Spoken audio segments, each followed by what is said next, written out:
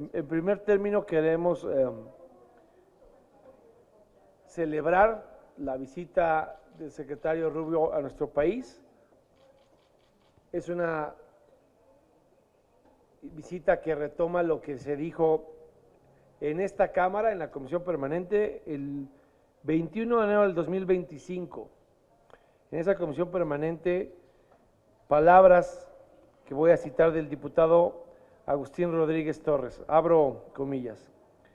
Ciertamente no podemos aceptar que Estados Unidos quiera entrometerse en los asuntos de nuestro país, pero también debemos reconocer que estas medidas son el resultado de una política de abrazos y no balazos que no funcionó en nuestro país y que profundizó la violencia y el control del crimen organizado en toda la complicidad de las autoridades. Y antes de que fuera presidente en funciones Donald Trump, antes que cualquier otro legislador o que cualquier otra fuerza política en México, el PAN se pronunció por la celebración de un acuerdo bilateral específico en materia de seguridad pública, como un complemento, un anexo al TEMEC, para que en la revisión del tratado del próximo año, cuando estaba contemplado hacerse en 2026 y no adelantarlo, no fuese solo un aspecto económico comercial. Cito al diputado, abro comillas, para que las armas entren a México tiene que haber complicidad de las autoridades en nuestro país, así como para que el fentanilo entre a los Estados Unidos también tiene que haber complicidad de las autoridades de los Estados Unidos. Si ambos reconocemos que nuestras autoridades están fallando en la estrategia, pues es hora de que, digamos, es momento para que hoy nos sentemos a dialogar y elaborar un acuerdo bilateral que atienda el problema que nos afecta a todos aquí en México, pero que igualmente afecta a los Estados Unidos. De tal suerte que vemos con mucho agrado que finalmente se haya dado la reunión, que aunque no han firmado el acuerdo bilateral que propuso Acción Nacional desde enero de este año, de hecho no firmaron absolutamente nada, solo tuvieron las reuniones y charlas para la coordinación, pues vemos con buen agrado que se retoma el espíritu de lo que propusimos antes que el gobierno federal y antes que nadie en nuestro país. Habiendo dicho eso, queremos aprovechar lo dicho hoy por tanto el secretario Rubio como el canciller de la Fuente, que bueno, qué milagro que ya volvió a aparecer. Estamos muy preocupados por su desaparición. Y se dijeron varias cosas que quiero retomar. Primero, se dijo que se va a colaborar para combatir el huachicol fiscal. Expresamente se habló de los combustibles y el tráfico de combustibles ilegales varias veces. Se dijo que se iba a coordinar para combatir el dinero mal habido del crimen organizado. Se dijo que se iba a coordinar para combatir el tráfico ilegal de armas y que se iban a coordinar para todas aquellas acciones que fortalecen a los cárteles delictivos en México. Bueno, pues les vamos a dar la oportunidad al gobierno de que demuestre que sí va a cumplir lo que dijo. Yo les voy a acercar a todos esta denuncia que presentamos el 27 de agosto y que aquí hago pública ante la Fiscalía General de la República, en la que denunciamos a Andrés Manuel López Beltrán, a Tania Gisela Contreras López, a Juan Carlos Madero Larios, a Américo Villarreal Anaya, a Javier Valdés Perales, Jorge Luis Báez Gómez, Horacio Duarte Olivares, Ricardo Peralta y quien resulte responsable por conspiración, delincuencia organizada, tráfico de hidrocarburos, contrabando, encubrimiento y operaciones con recursos de procedencia ilícita, acción delictuosa, tráfico de influencias, enriquecimiento ilícito, todo ello en agravio de la ciudad. Es decir, hay una denuncia, como dice la presidenta, pruebas, basada en el oficio girado por Luis Crescencio Sandoval, general secretario de la Defensa del sexenio anterior, en el que señaló a Juan Carlos Madero Larios desde la segunda posición en la área de aduanas como el responsable del huachicol fiscal en México, y ya está presentada la denuncia.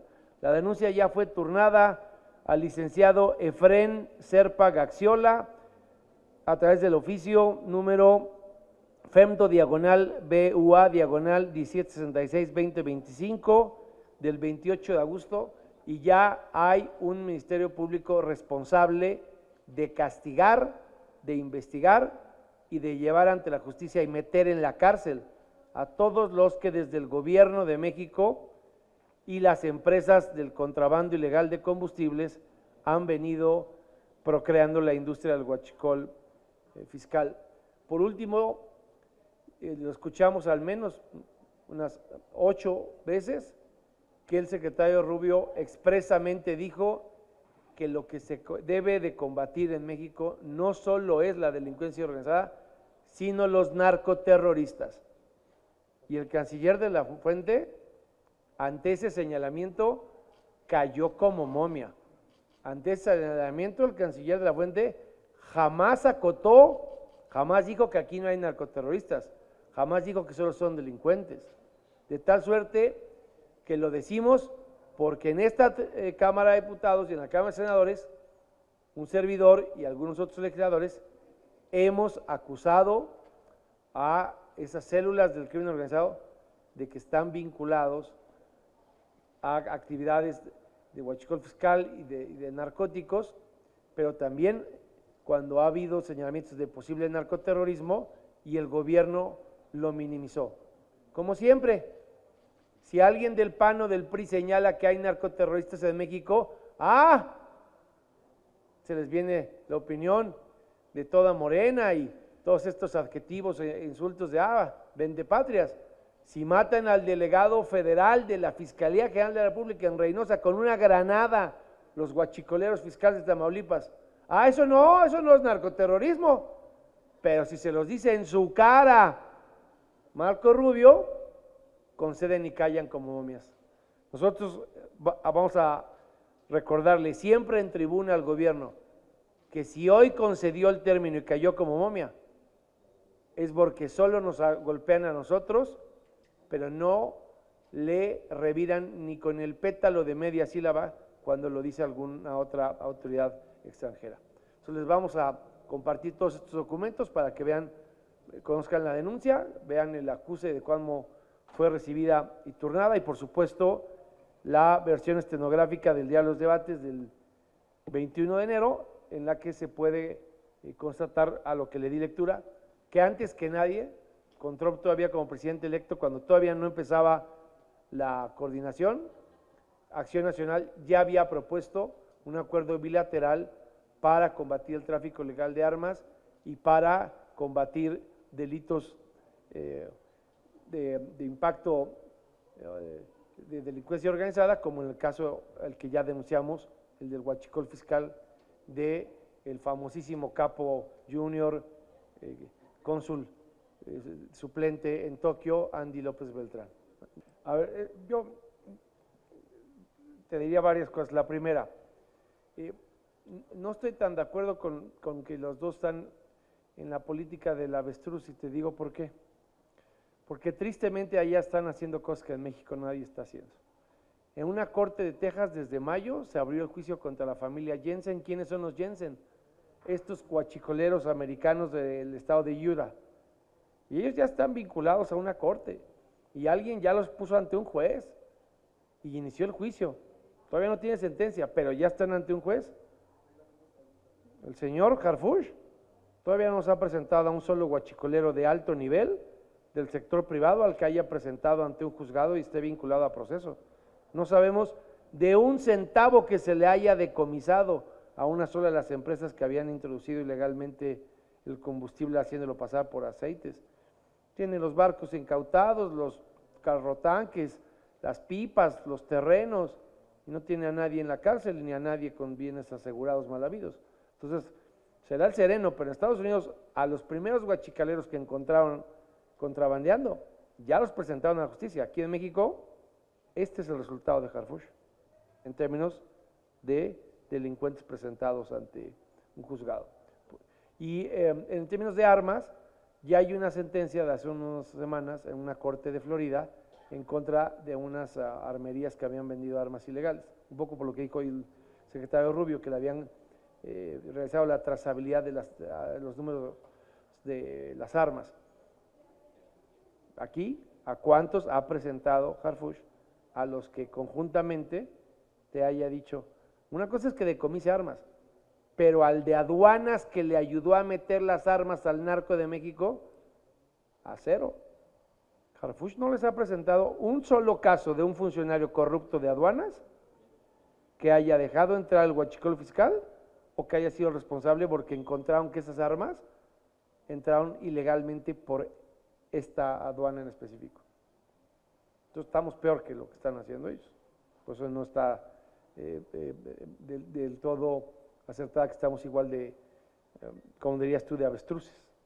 A la amenaza. A ver, es que es distinto también. Ciertamente hay una recompensa de 50 millones de dólares por Nicolás Maduro, pero me parece a mí que la peor amenaza que tienen contra el gobierno de México es la alianza intolerable de los abrazos al narco de López Obrador. O sea, la presidenta Sheinbaum está sufriendo un desgaste que no merece porque ella no le dio los abrazos al narco, pero ella está en este enorme dilema de escoger entre colaborar para salvar el Tratado de Libre Comercio, la economía y los empleos que dependen de ese tratado, porque si somos el país que menos ha sufrido los estragos de los aranceles de Trump, es por el tratado neoliberal que nosotros le heredamos al país. Y ella es el único instrumento que tiene para mantener la precaria economía mexicana a flote. Si ella se equivoca, como López Obrador, y le resulta más leal a los narcos de su partido que pierden visas y que terminarán en las cortes de Chicago y de Brooklyn, va a poner en riesgo el tratado. Ella, a diferencia del López Obrador, ha tenido la inteligencia de privilegiar la economía mexicana a la economía de los capos de Morena. Pues no se firmó nada y pues yo espero que se consiga, primero, lo que le exigimos que retomó la presidenta. También eso hay que reconocer. Cuando la presidenta escuche al PAN y le aprenda algo, también hay que celebrarlo. Ustedes me han oído que yo aquí he dicho desde hace muchos meses que había que pelear parte del dinero mal habido para que se regresara a México. En el caso específico de Humberto Moreira, se le regresó en julio del 2024 dinero a México de lo que le habían incautado a Humberto Moreira, de una denuncia que yo había presentado cuando fui senador. Ahí está, julio del 24. Entonces, tampoco vamos a permitir que los 15,000 millones de dólares que va a dar el mayo sean todo para la tesorería de Estados Unidos. Entonces, qué bueno que la presidenta dijo que iba a pelear parte de eso, ojalá y lo haga. El convenio con el que se puede pelear que se compartan los bienes asegurados es un convenio que dejó el gobierno de Felipe Calderón. Nadie más lo ha vuelto a actualizar, a modernizar. También sería inteligente que el señor Harfuch se coordine con el señor Gertz para que se incorpore el huachicol fiscal específicamente a ese convenio, porque no existía el huachicol fiscal cuando nosotros fuimos gobierno. El 27 de agosto a la 1:30 fue admitida en la fiscalía. A ver, yo tengo la confianza de que tenemos las pruebas y que mi prueba más sólida es la carta que le giró a Daudomaro Luis Crescencio Sandoval. Nada más me imagino las maromas que va a tener que hacer el fiscal para decir que Luis Crescencio dijo mentiras. ¿Cómo le va a hacer el gobierno para desvirtuar un oficio del gobierno anterior, del general secretario?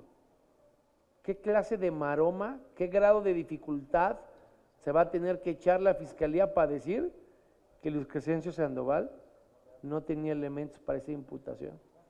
Y como esa investigación quedó pendiente después del asesinato del fiscal en Tamaulipas, la estamos presentando aquí, porque él había iniciado esta investigación y no queremos que lo que él inició quede trunco. Y aquí hay mucha gente que tiene que responder. Si te fijas, los nombres básicamente son los tamaulipecos que tienen que ver con el tema, asociados a Andy y asociados a quienes estuvieron en aduanas.